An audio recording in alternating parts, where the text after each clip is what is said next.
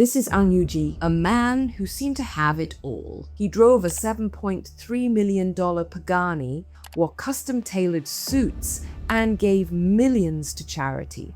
In Singapore's financial world, he was seen as a prodigy, the young investor who cracked the code to effortless, low-risk wealth. His offer? Simple, polished, irresistible.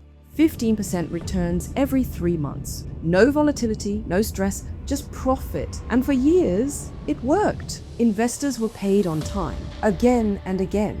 The money flowed, the lifestyle glowed, and no one asked too many questions until the day it all stopped. Suddenly, the payouts vanished, accounts were frozen, paperwork didn't add up, and what looked like brilliance began to unravel into forged documents, fake deals, and over 1.5 billion Singapore dollars gone. This is the true story of the man who fooled Singapore's financial elite and pulled off the biggest Ponzi scheme in the nation's history, with nothing more than charisma, paperwork, and a metal nobody cared about.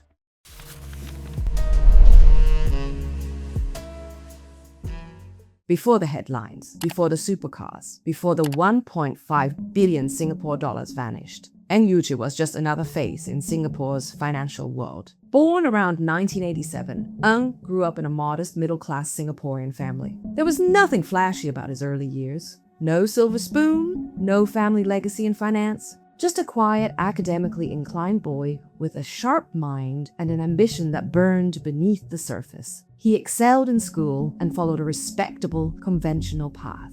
After graduation, Ng entered the finance industry and began his career as an auditor at KPMG, one of the big 4 accounting firms in the world. There, he learned the rules of the game, how money moved, how compliance worked, and most importantly, how to make numbers look good. But Ng wasn't content being just another accountant. In his early 30s, he left the corporate world behind and launched 2 investment firms of his own, Envy Asset Management and Envy Global Trading. He didn't sell himself as a gambler or a tech bro. He presented himself as methodical, disciplined, and trustworthy.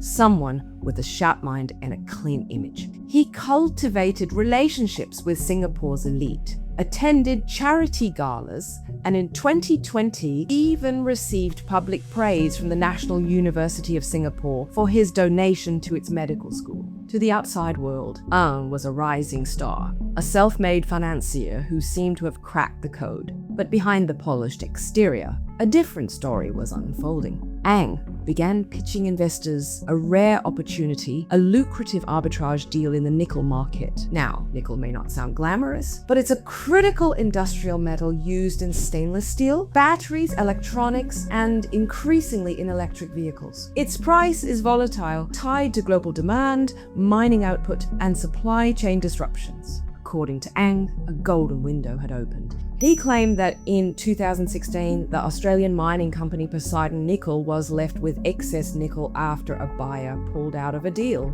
Ng told investors he had secured exclusive rights to purchase this nickel at a steep discount. He said he could then resell it at full market price to large global buyers. His role? Just the middleman, facilitating the trades. It was a compelling story. The contracts looked real. The numbers made sense. Ng spoke with precision and confidence, always calm, always convincing. He positioned himself as someone who had uncovered a rare opportunity in a volatile market, a strategy no one else could replicate. But behind the pitch, behind the suits and the certainty, one question lingered, unasked, unanswered. Where was the nickel?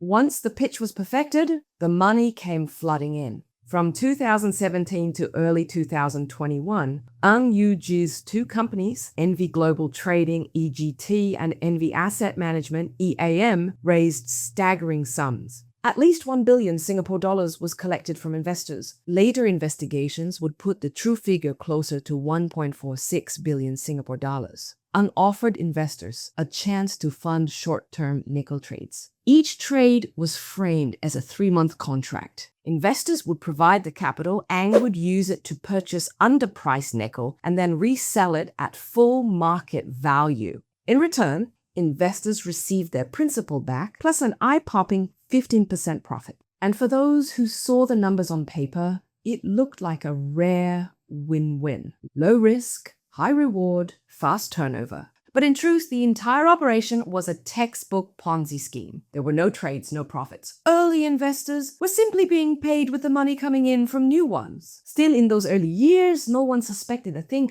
and always paid on time. The returns were consistent, and with each successful payout, trust in the scheme deepened. As his credibility soared, Ng expanded his operations. He hired relationship managers and sales reps to attract more investors. Word of mouth did the rest. His clientele wasn't made up of gullible amateurs. They were lawyers, finance veterans, entrepreneurs, and even high-ranking figures from Singapore's elite circles. At its peak, nearly 1,000 investors had committed their money to Ng's nickel deals. Some of them were household names. A senior lawyer at Temasek Holdings, a former president of the Law Society, and respected venture capitalists, all drawn in by the promise of stable, outsized returns. This wasn't just a financial scam, it was a social one. On paper, it looked convincing, but investigators later confirmed no such deals ever existed. There was no nickel, no arbitrage, just a cycle of money flowing from one victim to the next. The companies, EGT and EAM,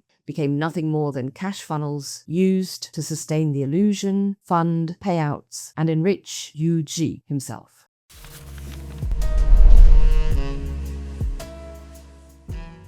As tens of millions of dollars rolled in, Ng began living an outrageously lavish lifestyle, one that ultimately raised eyebrows. Between 2017 and 2021, Ng Yu Zhi siphoned off at least 201 million Singapore dollars from investor funds directly into his personal accounts. Ng used the envy companies like his own private piggy bank, funding a life of extreme extravagance and indulgence on a scale that stunned even seasoned investigators. At the center of his spending spree, cars. Over the course of just a few years, Ng blew over 21 million Singapore dollars on more than 30 luxury vehicles, not just for himself, but also for his wives and multiple girlfriends. According to court records, he maintained relationships with several women simultaneously, each receiving gifts, cars, and financial support paid for with stolen investor money. One of his most jaw-dropping purchases, a Pagani Huayra, a hyper-rare Italian supercar,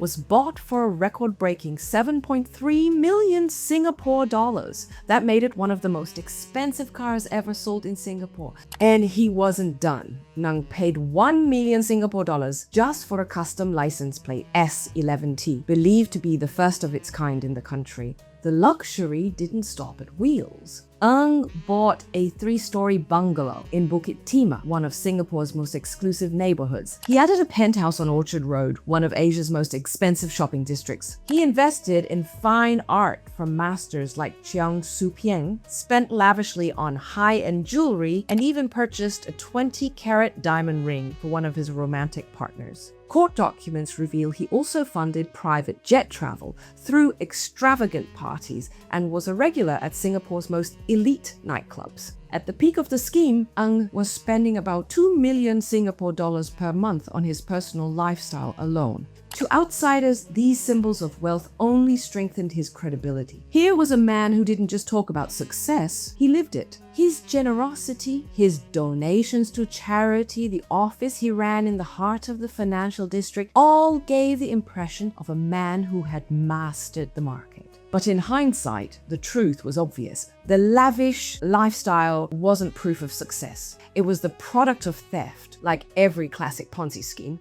the illusion of wealth was the bait.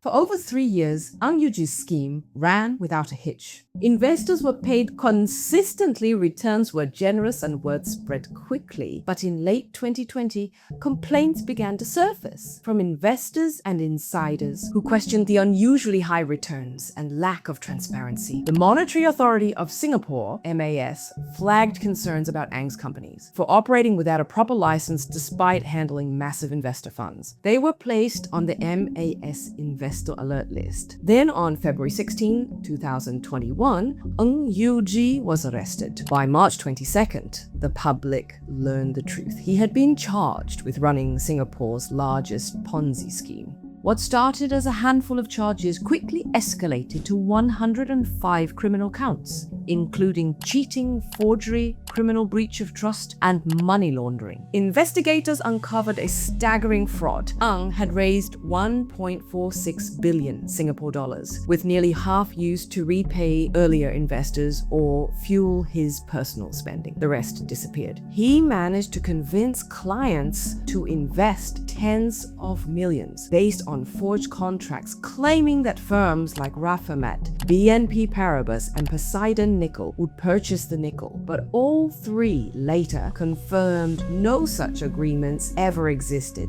Ng's bail was raised repeatedly, from 1.5 million Singapore dollars to 6 million Singapore dollars as new evidence surfaced, including hidden offshore assets and a suspected escape plan. He was placed under electronic monitoring and barred from travel.